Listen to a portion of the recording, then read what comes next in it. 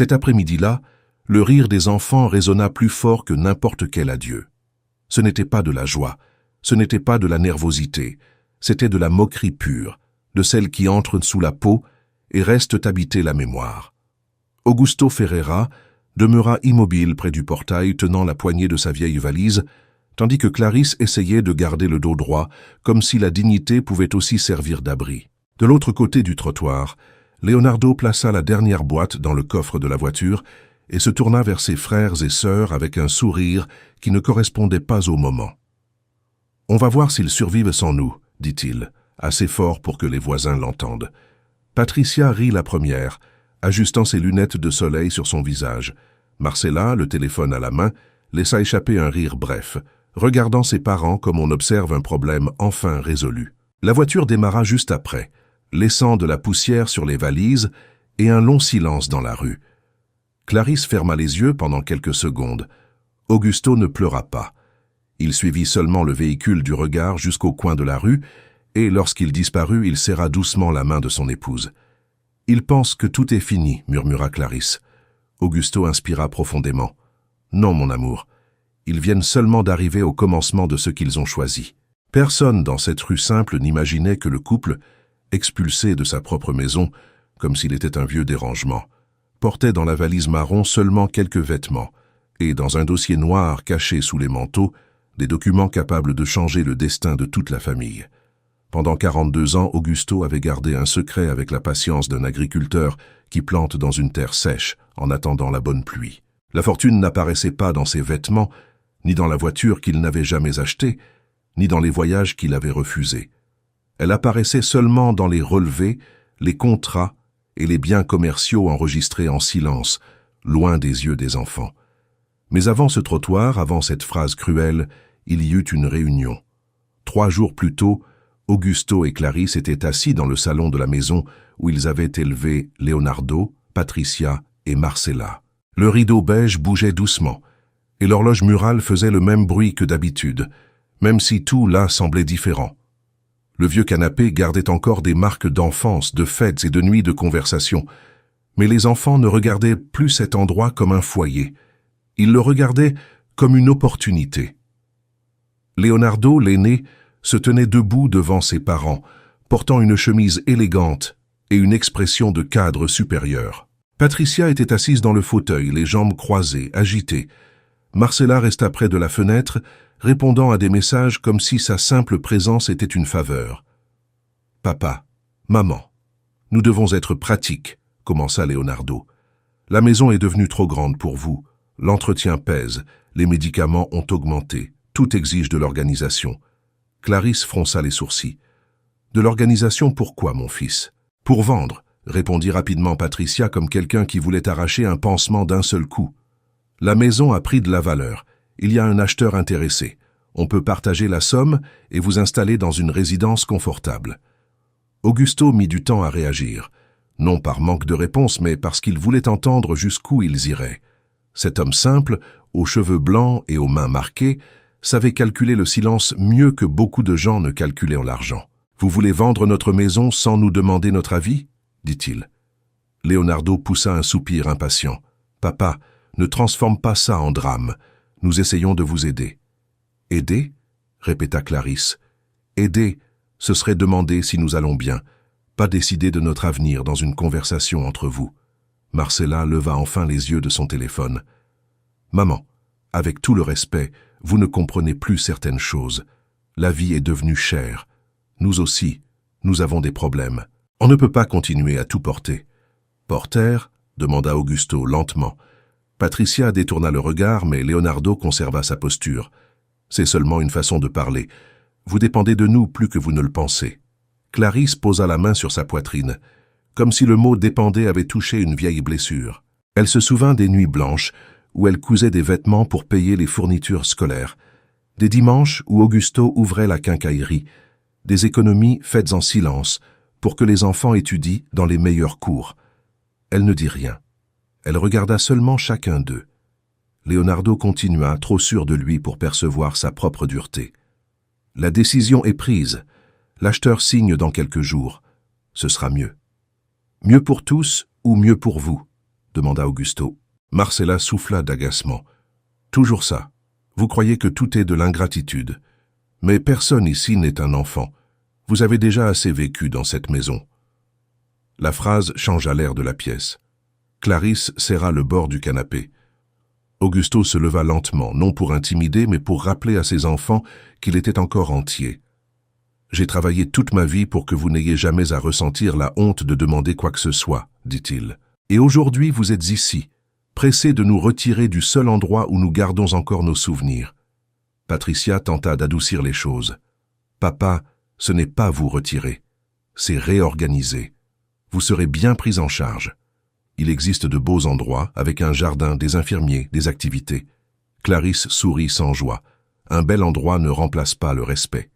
Leonardo perdit patience. Le respect, c'est aussi accepter quand les enfants savent ce qui est le mieux. La vérité, c'est que vous n'arrivez plus à suivre la vie. Nous devons avancer. Augusto regarda son fils. Alors avancez. Le silence qui suivit effraya même Marcella. Elle lâcha son téléphone.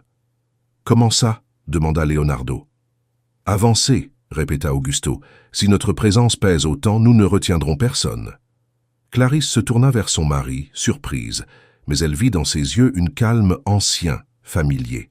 Ce calme qui apparaissait quand Augusto avait déjà décidé quelque chose au fond de lui. « Vous avez une semaine pour partir, » dit Leonardo, profitant de l'ouverture. « Nous avons déjà fait séparer quelques cartons. »« Une semaine pour emballer 40 ans ?» demanda Clarisse. Patricia répondit à voix basse. « C'est le délai que nous avons. » Augusto acquiesça. « Alors ce sera suffisant. » Les enfants échangèrent des regards soulagés, imaginant qu'ils avaient gagné. Leonardo alla même jusqu'à sourire.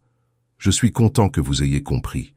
J'ai compris plus que tu ne le penses, mon fils. » Le lendemain matin, Augusto alla seul jusqu'à l'ancienne commode de la chambre et retira le dossier noir caché dans le faux fond du dernier tiroir. Clarisse l'observait depuis la porte, les yeux rougis. « Tu vas leur dire maintenant ?» demanda-t-elle. « Pas encore. Jusqu'à quand allons-nous les laisser penser que nous sommes pauvres, fragiles et sans issue ?» Augusto ouvrit le dossier. À l'intérieur, il y avait des relevés, des actes de propriété, des certificats d'investissement et des courriers de la banque Portinari. Le montant final dépassait 52 millions de réais. Clarisse connaissait l'existence du patrimoine, mais elle s'étonnait encore en voyant la somme. C'était le résultat de décennies de boutiques, d'économies, d'investissements orientés par Heitor Drummond et d'une discipline que les enfants avaient confondue avec une simplicité sans valeur. « Ils doivent révéler qui ils sont avant de savoir qui nous sommes, » dit Augusto. Clarisse s'approcha. « Et si c'est trop tard ?» Il referma le dossier. « Pour l'héritage, peut-être pas. Pour le caractère, nous verrons encore. » La semaine suivante, les valises furent prêtes. Les enfants arrivèrent ensemble, plus intéressés par les clés que par leurs parents. Leonardo remit des papiers, Patricia vérifia les placards, Marcella photographia les meubles qu'elle comptait vendre. Quand Augusto et Clarisse passèrent à la porte, portant seulement 2 valises, Leonardo commenta en riant « On va voir s'ils survivent sans nous. » Et ce fut là, sur le trottoir, tandis que la voiture des enfants disparaissait, qu'Augusto décida que le secret milliardaire cesserait d'être une protection et deviendrait une leçon. Cet après-midi-là, Augusto et Clarisse ne cherchèrent ni parents, ni voisins, ni aucune personne qui pourrait avoir pitié d'eux. Ils demandèrent un taxi simple, placèrent les valises dans le coffre et donnèrent au chauffeur une adresse qu'aucun de leurs enfants n'aurait jamais imaginé entendre. Banque Portinari, dans le centre financier. Le chauffeur les regarda dans le rétroviseur, trouvant peut-être étrange ce couple humble se rendant dans un immeuble de verre où seuls entrèrent des personnes en costume cher, mais il ne demanda rien. Clarisse tenait le dossier noir sur ses genoux, fermement, comme si elle portait un enfant endormi. Augusto observait la ville par la fenêtre. Ils passèrent devant l'ancienne quincaillerie, désormais transformée en pharmacie. Il sourit sans tristesse. Tout avait commencé là, entre des clous, des peintures, des outils et des clients qui payaient à crédit. Chaque centime économisé à cette époque semblait petit, mais la discipline est une graine silencieuse. Lorsqu'ils arrivèrent à la banque, le gardien à la porte tenta de les arrêter avec une politesse répétée. « Vous souhaitez un service ordinaire ?» Augusto répondit sans hausser la voix. « Nous avons rendez-vous avec Heitor Drummond. » L'homme consulta sa tablette et changea rapidement d'expression. Monsieur Augusto Ferreira, pardonnez-moi, le docteur Aitor vous attend au 10e étage.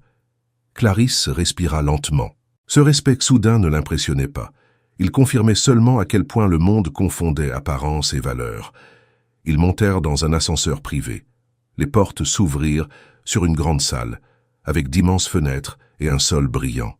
Aitor Drummond, cousin éloigné et conseiller financier d'Augusto depuis des décennies, vint les accueillir avec une étreinte serrée. « J'ai été désolé pour ce qui s'est passé, » dit-il, les conduisant tous les deux jusqu'à la table. « Quand tu m'as appelé, j'ai presque refusé d'y croire. Crois-y, Aitor, même un enfant peut oublier d'où il vient. » Aitor ne répondit pas. Il ouvrit le système, tapa des mots de passe, vérifia des dossiers et tourna l'écran. Clarisse serra la main de son mari. Le patrimoine total apparaissait organisé en lignes froides. Biens commerciaux, fonds, actions, participations, placements anciens. Valeur actualisée, 52 430 000 réais. Même en connaissant le secret, Clarisse sentit son cœur battre différemment. « Tout est protégé ?» demanda Augusto. « Tout. Mais je recommande de mettre à jour le testament, les procurations et les bénéficiaires. Après ce qui s'est passé, la moindre négligence peut devenir un problème. » Augusto acquiesça. « Je veux retirer les enfants de toute autorisation future. Aucun accès, aucune information, aucune signature indirecte. » Clarisse le regarda, non avec peur, mais avec gravité. C'était une décision dure. Aitor demanda « Tu es sûr ?» Augusto répondit sans hésiter. « Ils ont dit qu'ils voulaient survivre sans nous. Nous allons respecter cela. » Cette nuit-là, le couple dormit dans un hôtel discret. Il n'était pas luxueux, parce qu'Augusto n'aimait pas dépenser pour prouver quoi que ce soit. Le lendemain, Aitor les emmena visiter un appartement-terrasse dans l'immeuble Santorini, au jardin. Clarisse entra la première et s'arrêta devant la vue. La ville semblait plus petite de là-haut. Il n'y avait pas de souvenirs sur les murs, pas de marques des enfants sur le sol, mais il y avait la paix. « C'est trop beau », murmura-t-elle. « Ce n'est qu'un endroit, » dit Augusto. « Un foyer, on le construit de nouveau. » Ils achetèrent l'appartement-terrasse comptant cette semaine-là. Pendant ce temps, Leonardo, Patricia et Marcella célébraient la vente de l'ancienne maison. Ils divisèrent les plans avant même de recevoir tout l'argent. Leonardo voulait régler des dettes cachées. Patricia pensait à sauver son cabinet d'architecture. Marcella comptait investir dans l'entreprise en ligne qui se soutenait à peine. Aucun des trois n'appela pour savoir où étaient leurs parents.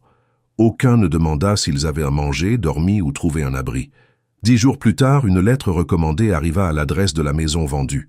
Leonardo était là, vérifiant des documents avec l'agent immobilier. Il signa l'accusé de réception sans attention et ouvrit l'enveloppe dans le salon vide.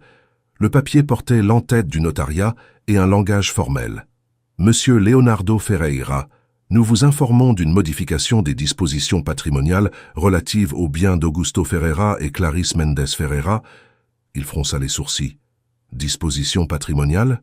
Il continua à lire, et chaque ligne semblait retirer l'air de la pièce. Le document mentionnait une mise à jour du testament, des propriétés commerciales dans 3 villes, des appartements loués, des fonds d'investissement, des actions et une participation sociétaire. À la fin, la valeur approximative dépassait 52 millions de réais. Leonardo relut, puis une 3e fois. Il s'assit par terre parce que ses jambes faiblirent. Ce n'était pas possible. Le père qui portait une chemise raccommodée possédait des biens commerciaux. La mère qui se plaignait du prix de la tomate détenait des placements millionnaires. Les vieux qui l'avaient humilié sur le trottoir portaient un héritage milliardaire aux yeux de cette famille. Il appela Patricia d'une voix tremblante. « Viens ici maintenant. Je suis occupé, Leonardo. C'est à propos de papa et maman. Ils sont apparus ? » Pire. Ils étaient riches, très riches. En moins d'1 heure, Patricia et Marcella arrivèrent. Leonardo posa la lettre sur la table de la cuisine, la seule pièce qui n'avait pas encore été retirée. Patricia lut en silence et son visage perdit sa couleur. Marcella arracha le papier des mains de sa sœur, cherchant une explication cachée entre les lignes. « 52 millions, répéta-t-elle. « C'est une blague. C'est un notariat, répondit Leonardo. « Ce n'est pas une blague. » Patricia s'assit, portant la main à sa bouche. « On a expulsé 52 millions de la maison. » Marcella la regarda offensée par son propre choc. « On a expulsé nos parents. Personne ne répondit. Pour la première fois, la phrase correcte apparut. Ce n'était pas une question d'argent, même si l'argent criait plus fort en eux. C'était une question de 2 personnes âgées, laissées sur le trottoir par des enfants qui se jugeaient supérieurs. Leonardo prit son téléphone et appela Augusto. Appel refusé. Il essaya Clarisse. Messagerie vocale. Patricia tenta depuis son propre appareil. Rien. Marcella envoya un message demandant une conversation. Le message ne fut même pas délivré. « Ils nous ont bloqués », dit Leonardo. Patricia se leva, irritée. « Bien sûr qu'ils nous ont bloqués. Qu'est-ce que tu attendais? Des fleurs. Toi aussi tu as ri, » répliqua Leonardo. « Et toi tu as dit la phrase, » répondit Patricia. « On va voir s'ils survivent sans nous. Tu te souviens ?» Marcella se boucha les oreilles. « Arrêtez, se disputer ne change rien. Il faut les retrouver. » Leonardo regarda la lettre. Il y avait une référence à la banque Portinari et à l'avocat Enrique Portela. Il connaissait suffisamment de gens pour obtenir une adresse, même s'il devait insister. Pendant 2 jours, il téléphona, demanda des faveurs, fit pression sur d'anciens contacts, jusqu'à découvrir où Augusto et Clarisse vivaient. Immeuble Santorini, appartement terrasse 1401. Patricia faillit laisser tomber son verre quand elle l'entendit. Appartement terrasse? Au jardin? Marcella rit sans humour. Ils ont survécu assez vite, apparemment. Le lendemain, les 3 y allèrent ensemble. Ils mirent des vêtements discrets, répétèrent des phrases de regret et convinrent que personne ne mentionnerait l'argent en premier. Lorsqu'ils arrivèrent à l'immeuble, le portier les regarda comme quelqu'un qui connaissait déjà l'histoire. Non, Leonardo Ferreira. Nous sommes les enfants de Monsieur Augusto. Le portier appela en haut, écouta pendant quelques secondes et raccrocha. Il a autorisé la montée. Dans l'ascenseur, personne ne parla. Devant la porte de l'appartement terrasse, Leonardo sonna. Augusto ouvrit. Il était élégant, calme, entier. Clarisse apparut derrière lui avec une robe claire et un regard ferme. « Papa », commença Leonardo, « nous sommes venus demander pardon. » Clarisse croisa les bras. « Pour l'abandon ou pour la fortune que vous avez découverte ?» La question traversa les 3. Marcella fut la seule à ne pas mentir. « Pour les 2, maman. Mais surtout parce que nous avons découvert trop tard la taille de notre erreur. » Augusto ouvrit la porte. « Alors entrez. Maintenant, enfin, nous aurons une conversation honnête. » Ils entrèrent lentement, honteux, comprenant que le luxe de l'appartement ne brillait pas autant que la sérénité des parents. Ce qui les effrayait le plus n'était pas la richesse cachée, mais la certitude qu'Augusto et Clarisse ne semblaient plus fragiles devant eux. Augusto leur demanda de s'asseoir. Il parla sans crier, mais chaque mot pesa. Le testament avait changé. La fortune irait à un institut de soutien aux personnes âgées, sauf si les enfants prouvaient un véritable changement. Leonardo baissa la tête. Patricia pleura en silence. Marcella serra la main de sa mère et demanda pardon sans citer l'argent. 6 mois plus tard, ils travaillaient à l'Institut Recomesso, servant des personnes qu'ils auraient autrefois ignorées. Augusto et Clarisse n'oublièrent pas la douleur, mais ils choisirent de transformer la blessure en héritage. Lors de l'inauguration, Bernardo serra son grand-père dans ses bras. « L'argent achète le confort, » dit Augusto, « mais le respect sauve des familles entières, et l'amour véritable reconstruit tout avec une patience quotidienne. »